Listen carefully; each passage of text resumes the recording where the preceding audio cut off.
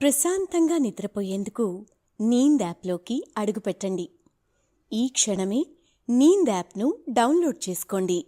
ఒత్తిడిని తగ్గించి ప్రశాంతమైన నిద్రలోకి మిమ్మల్ని తీసుకెళ్లే చక్కని కథలు, ధ్యాన పద్ధతులు, ఆహ్లాదకర సంగీతాన్ని మీరు నీంద్ యాప్లో మాత్రమే వినండి. నమస్తే, నేను మీ త్రినాథ్. రచయిత హరీష్ పొందుపరిచిన టంగుటూరి ప్రకాశం పంతులు గారి జీవిత చరిత్ర కథను ఇప్పుడు మనం విందాం. తెలుగు గడ్డపై పుట్టి దేశానికి స్వాతంత్రం అందించేందుకు ప్రాణాలకు తెగించి పోరాడిన వీరులు చాలామంది ఉన్నారు. ఆంగ్లేయుల అరాచకాలను ఎదిరించి జైలు శిక్షణను అనుభవించిన నాయకులు కూడా చాలామంది ఉన్నారు. కానీ బ్రిటిష్ పాలకులు, అధికారులు, దళాలు ఆయుధాలను ఎదిరించి రొమ్ము విరిచి నిలబడిన ఆంధ్రకేసరి, ఆంధ్రుల సింహం మాత్రం ఒక్కరే ఉన్నారు. ఆయన అడుగు పడితే అహంకారం, ఆధిపత్యానికి గుండ్లుగా మోస్తున్న రక్తం రుచిమరిగిన తుపాకీ గొట్టాలు సైతం తలలు వంచాయి. ఆయన జీవితం, ధైర్య సాహసాలు, విలువలు, ఆదర్శాలు వింటే రోమాలు నిక్కబొడ్చుకొని భారతీయుడే ఉండడు. ఆయనెవరో కాదు, టంగుటూరి ప్రకాశం పంతులు గారు. ఆదర్శవంతమైన రాజనీతిజ్ఞుడు. ఎలా ఉండాలనే ప్రశ్నకు ఆయన తిరుగులేని సమాధానం. అయితే మనం కథ వినడం ప్రారంభించే ముందు సౌకర్యవంతమైన స్థితిలోకి వెళ్దాం. మీకు ఇష్టమైన రీతిలో పడుకొని అన్ని లైట్లను ఆఫ్ చేసి మీ కళ్ళు మూసుకోండి. నెమ్మదిగా గాలి పీలుస్తూ పూర్తిగా లోతైన శ్వాస తీసుకొని వదలండి. ఈ ప్రపంచాన్ని, ఇవాల్టి జ్ఞాపకాలను మెల్లగా పక్కకు నెట్టి క్రమంగా నిద్రలోకి జారుకునే సమయం ఇది.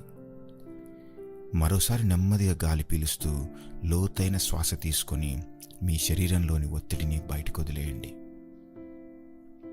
ఇప్పుడు మీరు చేయాల్సిందల్లా విశ్రాంతి తీసుకోవటం, సేద తీరటం, మునిపటి స్థితికి రావటం. మీరిప్పుడు మంచం మీద ఉన్నారు. రోజువారీ అలసట నుంచి మీ శరీరం విశ్రాంతి తీసుకుంటున్నట్లుగా మీకు అనిపిస్తుంది. కాళ్ల నుంచి మొదలుపెట్టి మీ అవయవాల్లోని ఒత్తిడిని ఒక్కొక్కటిగా బయటకు పంపించేయండి. మీకోసం అవన్నీ రోజంతా చాలా కష్టపడ్డాయి కాబట్టి వాటికి విశ్రాంతి తీసుకునే అర్హత ఉంది. ముందుగా మీ పాదాల్లో మొదలైన విశ్రాంత అనుభూతి క్రమంగా మీ మోకాలి కింది భాగానికి చేరుతుంది. అక్కడి నుంచి మోకాళ్ళలోకి ప్రవేశిస్తుంది. ఇప్పుడు మీ కాలి ఎగువ భాగాన్ని విశ్రాంతి తీసుకొనివ్వండి. ఈ విశ్రాంత అనుభూతి క్రమంగా మీ పొత్తి కడుపు నుంచి వెన్నెముక మీదుగా ఎగువ వీపు వరకు వచ్చి తర్వాత ఛాతీలోకి ప్రవహిస్తున్నట్లుగా గుర్తించండి. అక్కడి నుంచి మీ భుజాల్లోకి, ఆ తర్వాత చేతుల్లోకి, చివరిగా వేలి కొనల వరకు వెళ్తున్నట్లుగా అనుభూతి చెందండి. ఆపై మీ మెడ, తల, ముఖం వరకు ఆ అనుభూతి ప్రవహిస్తుంది. ఇప్పుడు మీ శరీరం మొత్తం ప్రశాంతంగా, రిలాక్స్డ్గా, నిద్రకు సిద్ధంగా ఉంది. త్వరలో మీరు చక్కని నిద్రలోకి జారుకుంటారు. డ్రీమ్ ల్యాండ్లో ప్రశాంతంగా ప్రయాణిస్తారు. ఈ ప్రయాణం ఉదయం వరకు కొనసాగుతూ ఉంటుంది. ఇక కథలోకి వస్తే, ప్రకాశం పంతులు గారి పేరు వినగానే అందరికీ ఆయన స్వాతంత్ర యోధుడని, ఆంధ్ర రాష్ట్రానికి మొదటి ముఖ్యమంత్రి అని గుర్తుకు వస్తుంది. కానీ ఆయన బహుముఖ ప్రజ్ఞాశాలి. చాలా రంగాల్లో ప్రవేశం ఉంది. న్యాయవాది, జర్నలిస్ట్గా పనిచేశారు. ఆయనకు నటనలోనూ ప్రావీణ్యం ఉంది. చాలా నాటక ప్రదర్శనలో నటించి మెప్పించారు. ధైర్యవంతులకు ఆలోచన తక్కువగా ఉంటుందని, వివేకం ఉన్నవారికి తెగువ ఉండదని చాలామంది నమ్ముతారు. కానీ ధైర్యం, విజ్ఞానాన్ని కలగలిపి పోతపోసిన విగ్రహంలా ప్రకాశం పంతులు గారు కనిపిస్తారు. ఎంతో ఆదర్శమైన ప్రకాశం పంతులు గారి జీవితంలో ముందుగా ఆయన ఆంధ్రకేసరిగా మారిన ఘటన గురించి తెలుసుకుందాం. భారతదేశానికి రాజ్యాంగ సంస్కరణలను ప్రతిపాదించడానికి 1927లో బ్రిటిష్ ప్రభుత్వం సైమన్ కమిషన్ ఏర్పాటు చేసింది. ఈ కమిషన్కి చైర్మన్ అయిన సర్ జాన్ సైమన్ అనే బ్రిటిష్ రాజకీయ నాయకుడి పేరు పెట్టారు. తమ దేశ పాలనలో తమకు భాగస్వామ్యం ఉండాలని భారతీయులు చేస్తున్న డిమాండ్లను ప్రతిస్పందనగా ఈ కమిషన్ ఏర్పడింది. కమిషన్ సభ్యులుగా అందరూ బ్రిటిష్ నాయకులు ఉండటంతో భారతదేశ నాయకులు తీవ్ర వ్యతిరేకత వ్యక్తం చేశారు. భారతదేశం అంతటా నిరసనలకు దారితీసింది. 1928 ఫిబ్రవరి 2న సైమన్ కమిషన్ భారతదేశానికి రావడాన్ని నిరసిస్తూ దేశం మొత్తం సైమన్ గో బ్యాక్ నినాదంతో ఆందోళన చేపట్టింది. ఈ సమయంలో ఆంధ్రాలో కాంగ్రెస్ అధ్యక్షుడిగా ఉన్న ప్రకాశం పంతులు మద్రాసు వెళ్లి నిరసనకు నాయకత్వం వహించారు. సంద్రంలా మొహరించిన నిరసనకారులపైకి కాల్పులు జరపాలని బ్రిటిష్ అధికారులు ఆదేశించారు. ఆ కాల్పుల్లో ఓ నిరసనకారుడు ప్రాణాలు కోల్పోయాడు. అమరవీరుడి భౌతిక కాయాన్ని చూసేందుకు మద్రాసు హైకోర్టు నుంచి ప్రకాశం బయలుదేరారు. ఆయన్ను బ్రిటిష్ దళాలు అడ్డుకున్నాయి. అడుగు ముందుకేస్తే కాల్చేస్తామని తుపాకీలు ఎక్కుపెట్టి బెదిరించాయి. కానీ ప్రకాశం పంతులు ఒక్క అడుగు కూడా వెనక్కి వేయలేదు. దమ్ముంటే కాల్చమని రొమ్ము విరిచి నిలబడ్డారు. ధైర్యంగా ముందడుగు వేసిన ప్రకాశం పంతులు గారిని చూసి జడుసుకున్న బ్రిటిష్ దళాలు వెనక్కి తగ్గాయి. ఈ గర్జనతోనే ఆయనకు ఆంధ్రకేసరి అనే బిరుదు వచ్చింది.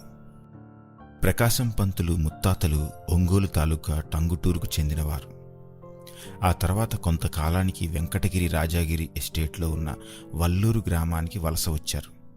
ప్రకాశం పంతులు గారి తండ్రి పేరు గోపాలకృష్ణయ్య, తల్లి సుబ్బమ్మ. 6 పిల్లల్లో ప్రకాశం గారు మూడో బిడ్డ. 1872లో కనపర్తిలోని మేనమామ ఇంట్లో ప్రకాశం గారు జన్మించారు. ఆయనకు 2 అక్కలు, 2 తమ్ముళ్ళు, 1 చెల్లి ఉన్నారు. 13 ఏళ్ల వయసులో వివాహమైన తర్వాత చెల్లి అన్నపూర్ణ మరణించింది. వల్లూరులో వీధిబడిలో వెంకటప్పయ్య అనే గురువు వద్ద ప్రకాశం ఓనమాలు నేర్చుకున్నారు. తర్వాత అద్దంకిలో ఉన్న ఆయన పెద్ద బావగారు నరసింహంగారి వీధిబడిలో చేరారు. తర్వాత ఆయన తండ్రికి స్వర్ణముఖి నది ఒడ్డున ఉన్న మేనకూరులో ఉద్యోగం రావడంతో కుటుంబం నాయుడుపేటకు మకాం మార్చింది. దీంతో నాయుడుపేటలోని ఓ ఇంగ్లీష్ స్కూల్లో ప్రకాశం పంతులు గారు చేరారు. నాయుడుపేటలో ప్రకాశం పంతులు గారు చేసిన అల్లరి అంతా ఇంత కాదు. సుబ్రహ్మణ్యయ్య గారు అనే మాస్టారు లెక్కలు చెప్తుండగా ఆయన గోచిని కుర్చీకి కట్టేశారు. దీంతో బెత్తాల దెబ్బలు, ముట్టికాయలతో స్కూల్ నుంచి డిస్మిస్ అయ్యారు. మరోసారి ప్రకాశం పంతులను తనకంటే పెద్దవాడైన సూర్యనారాయణ అనే విద్యార్థి తిట్టి కొట్టాడు. దీంతో కోపం తెచ్చుకున్న ప్రకాశం గారు సూర్యనారాయణ ఇంగ్లీష్ పుస్తకం స్వర్ణముఖి నది ఒడ్డుకు తీసుకెళ్లి ముక్కలు ముక్కలుగా చింపేశారు. ఇదంతా ఓ విద్యార్థి చూసి బడిలో చెప్పేయడంతో మళ్లీ డిస్మిస్ అయ్యారు. 2 సార్లు డిప్యూటీ కలెక్టర్ నారాయణరావు గారి సాయంతో తిరిగి బడిలో చేరారు. ప్రకాశం గారు ఆ వయసులో తనకంటే పెద్దవారితో స్నేహం చేసేవారు. బిఏ చదివే నరసింహరాజు అనే వ్యక్తి స్నేహంలో చాలా విషయాలు నేర్చుకునేవారు. స్వర్ణముఖి నదిలో మావటికి అనా అర్ధనో ఇచ్చి ఏనుగులపై ఊరేగేవారు. ఇసుక తిన్నెల్లోకి తినుబండారాలు తీసుకెళ్లి 2-3 రోజులు మకాం వేసి ఆటపాటలతో ఆనందంగా గడిపేవారు. కొన్ని సంవత్సరాలకు మల్లాంకు ఆయన తండ్రి బదిలీ అయ్యారు. కుటుంబం అక్కడికి వెళ్ళిపోయింది. నాయుడుపేటలోనే కన్నెపల్లి వెంకమ్మ ఇంట్లో భోజనం చేస్తూ చదువుకున్నారు. 1884లో ప్రకాశం గారి తండ్రి మరణించారు. కుటుంబ పోషణ తల్లి మీద పడింది. మేనమామగారు కొంతకాలానికి వారిని కనపర్తి తీసుకెళ్లారు. మరికొంతకాలం ఆ ఊరి పక్కనే ఉండే వినోదరాయుడు పాలెంలో ఉన్నారు. ఆయన తండ్రికి ఆడపిల్లలకు పెళ్లిళ్లు చేసి మగపిల్లలను ఇంగ్లీష్ చదువు చదివించాలని కోరిక ఉండేది. ఆ కోరికను ఎలాగైనా తీర్చాలని తల్లి నిర్ణయించుకుంది. ఒంగోలులో హోటల్ పెట్టి పిల్లలను చదివించాలని భావించారు. అప్పట్లో హోటల్ నిర్వాహకులను పూటకూళ్ల వాళ్ళు అని చులకనగా మాట్లాడేవాళ్ళు. కానీ ఒకటి, కుటుంబం మీద ఆధారపడి జీవించడం కన్నా నలుగురికి అన్నం పెట్టి బతకటం మేలని ప్రకాశం గారి తల్లిగారు అనుకున్నారు. దీంతో 1884లో 12 సంవత్సరాల వయసులో ప్రకాశం చదువు ఒంగోలులో మొదలైంది. అక్కడే మిడిల్ స్కూల్ పరీక్షల్లో ఫస్ట్ క్లాస్లో పాస్ అయ్యారు. ఆ సమయంలోనూ ప్రకాశం పంతులకు పోకిరీ పిల్లల సహవాసం పోలేదు. మాస్టాలను ఎదిరించడమూ తగ్గలేదు. ఆ సమయంలో క్రికెట్, ఇతర ఆటలు ఆడేందుకు డబ్బు కావాలని వరిచేను కోసి ధాన్యం అమ్మాలని ప్రయత్నించి పట్టుబడ్డారు. పోలీసులకు అప్పగించేలోపు కుటుంబ సభ్యులు తీసుకెళ్లారు. ప్రకాశం లోయర్ ఫోర్త్ చదువు పూర్తయ్యేసరికి పూనా కంపెనీ ఒంగోలు వచ్చింది. హిందీలో నాటకాలు వేసేవారు. సాహెబు మిషన్ స్కూల్ ఉపాధ్యాయుడు హనుమంతరావు నాయుడు గారి సహాయంతో ప్రకాశం నాటకాల్లో చేరారు. మహిళల పాత్రలు వేయడంలో ప్రకాశం గారు ప్రసిద్ధి చెందారు. నాటకాలు తల్లికి ఇష్టం ఉండేది కాదు, కానీ ప్రకాశం మానలేదు. ఇన్ని చేస్తున్నా చదువులో రాణిస్తుండడం వల్ల ఆమె కూడా పెద్దగా ఎదురు చెప్పలేదు. మిడిల్ స్కూల్ పాస్ అవడంతో బంధువులు ఏదైనా ఉద్యోగంలో చేరాలని, తల్లికి సాయంగా ఉండాలని ప్రకాశం పంతులకు చెప్పారు. కానీ హనుమంతు నాయుడు గారి సహాయంతో ఆయన మిషన్ స్కూల్లో చేరారు. రాజమహేంద్రవరంలో మాన్లీ దొరగారి స్కూల్లో హనుమంతరావు నాయుడు గారి శిక్షణలో 5వ తరగతి చదివారు. తర్వాత చాలా నాటకాల్లో నటించారు. ఈ క్రమంలోనే 1887లో మెట్రికులేషన్ తప్పింది. ప్రైవేటుగా రాసి పాస్ అయ్యారు. 1890లో అద్దంకిలో బావగారి కూతుర్ని వివాహం చేసుకున్నారు. చిన్నతనం నుంచి ఆయనకు న్యాయవాది కావాలని ఆసక్తి ఉండేది. న్యాయవాద వృత్తిలో స్థిరపడాలని కలలుగన్న ప్రకాశం పంతులకు పరీక్ష ఫీజు చెల్లించేందుకు డబ్బులు లేక రాత్రికి రాత్రి 50 కిలోమీటర్లు నడిచి మేనమామ దగ్గరికి వెళ్ళినా ఫీజుకు అవసరమైన ₹3 లభించలేదు. ప్రశాంతంగా నిద్రపోయేందుకు నీంద్ యాప్లోకి అడుగుపెట్టండి. ఈ క్షణమే నీంద్ యాప్ను డౌన్లోడ్ చేసుకోండి. ఒత్తిడిని తగ్గించి ప్రశాంతమైన నిద్రలోకి మిమ్మల్ని తీసుకెళ్లే చక్కని కథలు, ధ్యాన పద్ధతులు, ఆహ్లాదకర సంగీతాన్ని మీరు నీంద్ యాప్లో మాత్రమే వినండి. ఈ విషయం తెలుసుకున్న ఆయన తల్లి తన పట్టు వస్త్రాన్ని తాకట్టు పెట్టి ఫీజు చెల్లించింది. ఈ ఘటన ఆంధ్రకేసరి మనసులో చిరస్థాయిగా మిగిలిపోయింది. మద్రాసు వెళ్ళి 2nd గ్రేడ్ ప్లీడర్ అయ్యారు. రాజమహేంద్రవరానికి తిరిగి వచ్చి చివరికి న్యాయవాదిగా ఎదిగారు. రాజమహేంద్రవరంలో ఫెలో ఆఫ్ ఆర్ట్స్ కోర్స్ పూర్తి చేసిన తర్వాత ప్రకాశం మద్రాసు వెళ్ళి ప్లీడర్గా అర్హత సాధించారు. లాభదాయకమైన లా ప్రాక్టీస్ని స్థాపించడానికి రాజమహేంద్రవరం తిరిగి వచ్చారు. గోదావరి ఒడ్డున అనేక సామాజిక రాజకీయ ఉద్యమాలపై ఆసక్తి పెరిగింది. కాలక్రమేణా ఆయన స్థానిక రాజకీయాలపై ఆసక్తిని పెంచుకున్నారు.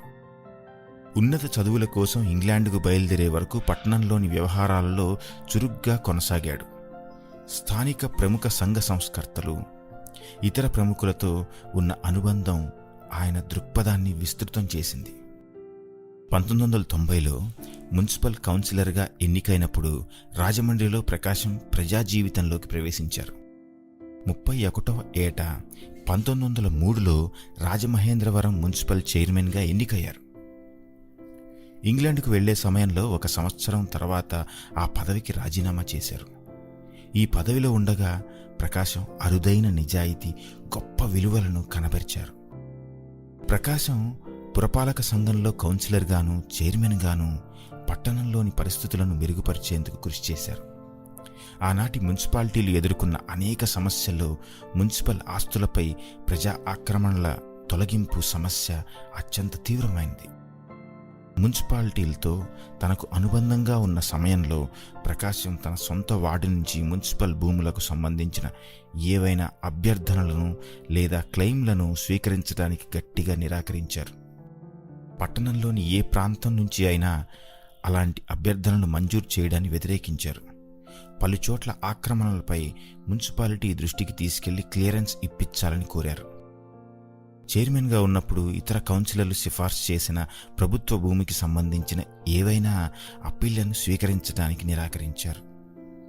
చైర్మన్గా ప్రకాశం తన అధికారాన్ని, ప్రభావాన్ని ఉపయోగించి కౌన్సిల్లో తన స్థానాన్ని సుస్థిరం చేసుకునేందుకు ప్రయత్నించలేదు. దానికి విరుద్ధంగా తనకు అత్యంత ప్రియమైన సూత్రాలను పాటించాల్సిన అవసరం వచ్చినప్పుడు తన స్నేహితులకు విరుద్ధంగా నడుచుకోవడానికి కూడా వెనకాడలేదు. రాజమండ్రి మున్సిపల్ రాజకీయాల్లో ఉన్న సంవత్సరాల్లో అతని స్నేహితుడు ఏలూరి నరసింహాన్ని ప్రత్యర్థులు ఒక కేసులో తప్పుగా ఇరికించారు. ఆ కేసుపై మద్రాసుకు వృత్తిరీత్యా వెళ్లిన సమయంలో ఒక న్యాయవాది ప్రకాశం న్యాయపరమైన చతురతకు ముగ్ధుడై బారిస్టర్ కావాలని సూచించారు. 2nd గ్రేడ్ ప్లీడర్గా ఉన్న ప్రకాశం బారిస్టర్లకు మాత్రమే అనుమతి ఉన్న పై కోర్టులలో కేసులు వాదించలేకపోయారు. దీంతో న్యాయవాద విద్యను అభ్యసించడానికి ఇంగ్లాండ్ వెళ్లాలని నిర్ణయించుకున్నారు. 1904లో ఇంగ్లాండ్ చేరుకున్నారు. ఇంగ్లాండ్ నుంచి తిరిగి వచ్చిన ఆయన మద్రాసు హైకోర్టులో న్యాయవాద వృత్తిలో స్థిరపడ్డారు. అతను ఏకైక తెలుగు బారిస్టర్లలో ఒకరు. అప్పటి వరకు న్యాయవాదుల్లో ఎక్కువ మంది యూరోపియన్ లేదా తమిళులే. ప్రకాశం సివిల్, క్రిమినల్ కేసులు రెండింటినీ డీల్ చేశారు. తన వృత్తిలో పట్టుదల, చైతన్యాన్ని కనబర్చారు. మద్రాస్ బార్లో కీలకమైన వ్యక్తిగా ఎదిగారు. ఆయన సంపన్నంగా జీవించారు, కానీ చుట్టూ ఉన్న దుస్థితిని చూసి మరింత సున్నితంగా మారారు. భారతదేశాన్ని క్రూరమైన దోపిడీకి గురిచేసిన వలస పాలన, అణిచివేత విధానాలను చూసి ఆయన హృదయం తిరుగుబాటు కోసం ఆరాటపడింది. ఆ తర్వాత కొంతకాలానికే స్వాతంత్ర పోరాటం వైపు ఆకర్షితులయ్యారు. ఇంగ్లండ్లో ఉన్నప్పుడు ప్రకాశం మొదటిసారిగా దాదాబాయి నౌరోజీ, రోమేష్ చంద్ర దత్, శ్యామ్జీ కృష్ణవర్మ, లాలా లజపతిరాయ్ వంటి అగ్రశ్రేణి భారతీయ జాతీయవాదులతో పరిచయం ఏర్పడింది. లా టైమ్స్ అనే న్యాయ పత్రికకు కూడా ప్రకాశం సంపాదకత్వం వహించారు. అదే సంవత్సరం మద్రాసులో బిపిన్ చంద్రపాల్ ఉపన్యాసానికి అధ్యక్షత వహించారు. ఆనాటి ప్రభుత్వం పాల్ ప్రసంగాలను దేశద్రోహంగా భావించేది. అందుకే ఎవ్వరూ ముందుకు వచ్చేవారు కాదు. ప్రకాశం ఆ తర్వాత క్రమం తప్పకుండా కాంగ్రెస్ పార్టీ సమావేశాలకు హాజరవ్వడం ప్రారంభించారు. సహాయ నిరాకరణ ఉద్యమానికి కాంగ్రెస్ పిలుపు మేరకు ప్రకాశం 1921 జనవరి 21న తన న్యాయవాద వృత్తికి స్వస్తి పలికారు. వృత్తి ద్వారా వచ్చే సంపాదనంతా ప్రజల కోసం వెచ్చించబోతున్నట్లు ప్రకటించారు. 1921 అక్టోబర్లో మద్రాస్ బ్రాడ్వేలోని హౌస్ నంబర్ 155లో స్వరాజ్య ఆంగ్ల దినపత్రికను స్థాపించారు.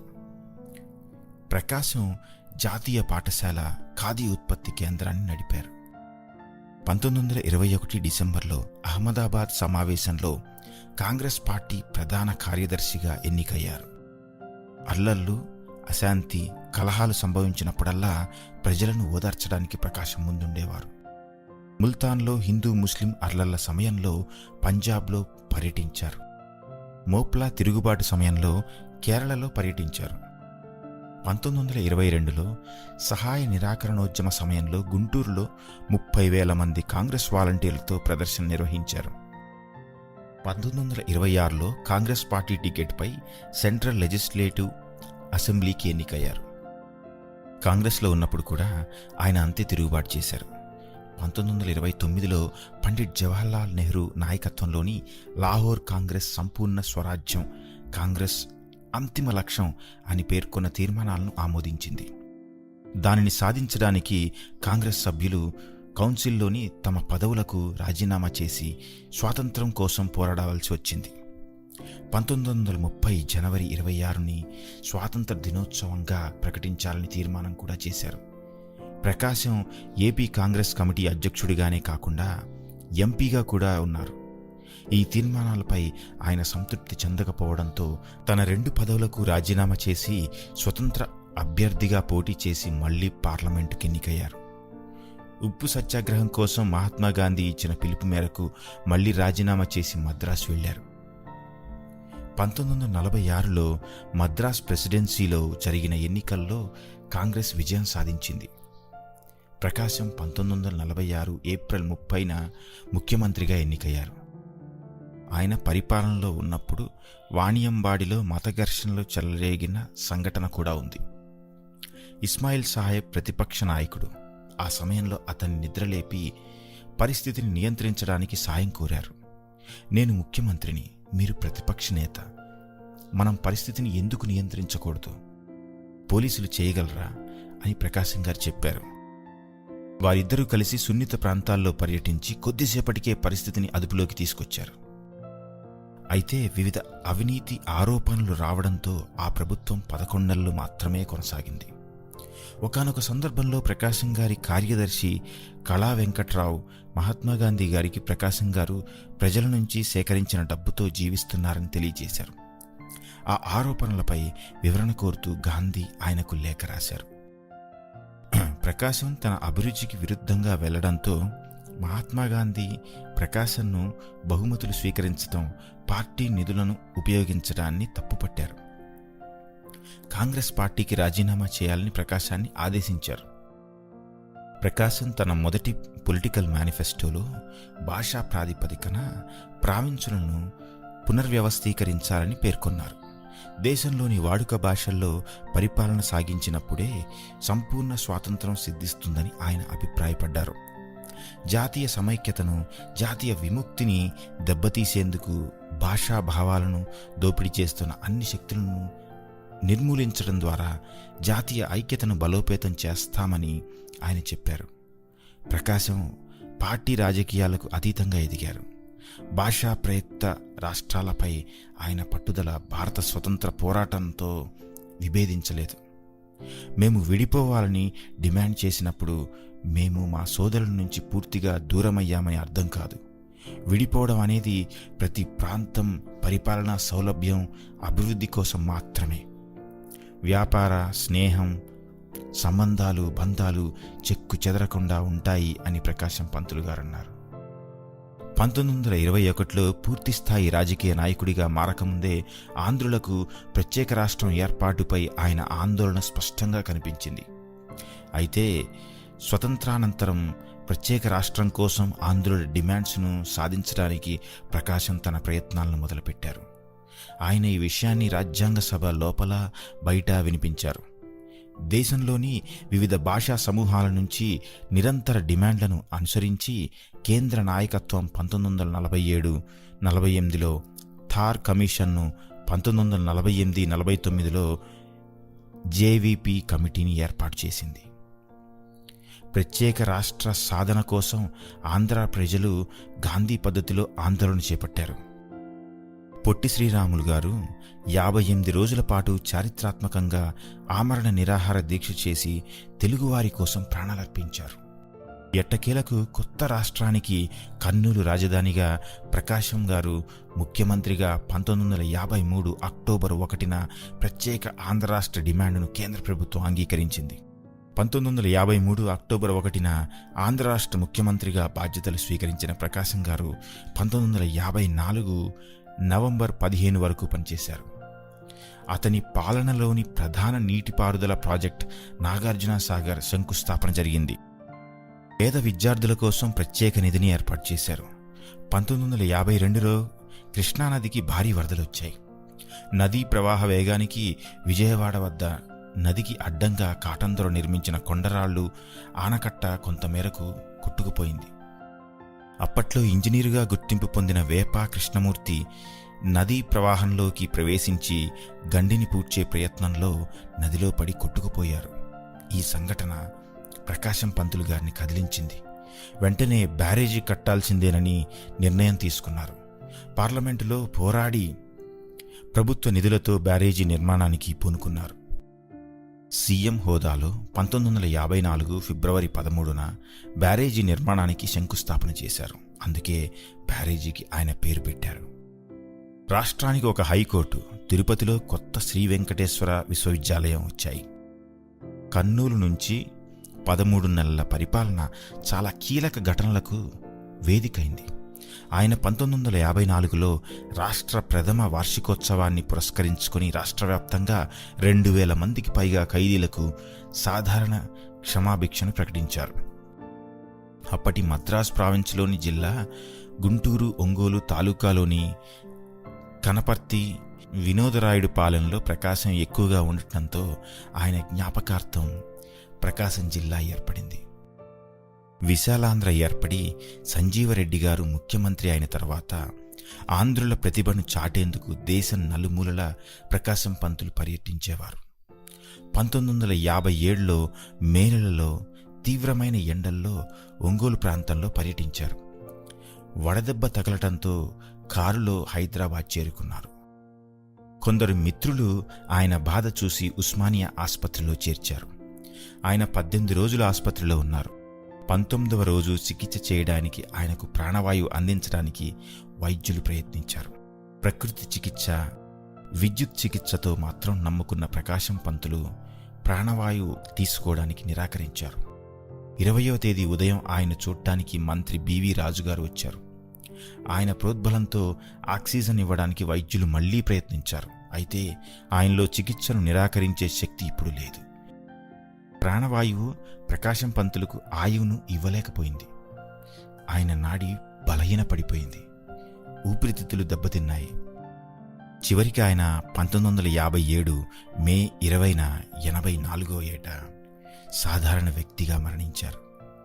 ఆయన గౌరవ సూచకంగా ప్రభుత్వ కార్యాలయాలకు సెలవు ప్రకటించారు. అరగంటలో ఆస్పత్రి పరిసరాలు జనసంద్రమయ్యాయి. జీవితంలో విశ్రాంతి అన్న మాట వినడానికి సహించని నాయకుడు ఇప్పుడు దీర్ఘ విశ్రాంతిలోకి వెళ్ళిపోయారు. దిగ్గజ నాయకులు తుదిశ్వాస విడిచినప్పుడు అతనికి యావత్తు దేశం నివాళులు అర్పించింది. ఆయన తన శక్తిని, ప్రతిభను ప్రధానంగా ఆంధ్ర ప్రజల సేవకు, మొత్తం దేశానికి అంకితం చేసిన వ్యక్తి అని ప్రశంసించారు. ఆయన లక్షణాలను మెచ్చుకుంటూ అప్పటి ప్రధాని పండిట్ జవహర్లాల్ నెహ్రూ మాట్లాడారు. ప్రకాశం పంతులు గారు నిర్దిష్ట, అద్భుతమైన డైనమిక్ పవర్ గురించి ఎటువంటి సందేహం లేదు. ఒక గొప్ప వ్యక్తి మరణించారు. ఆంధ్ర రాష్ట్ర పరంగా గొప్ప వ్యక్తి మాత్రమే కాదు, దేశం గర్వించదగ్గ నాయకులు అని చెప్పారు.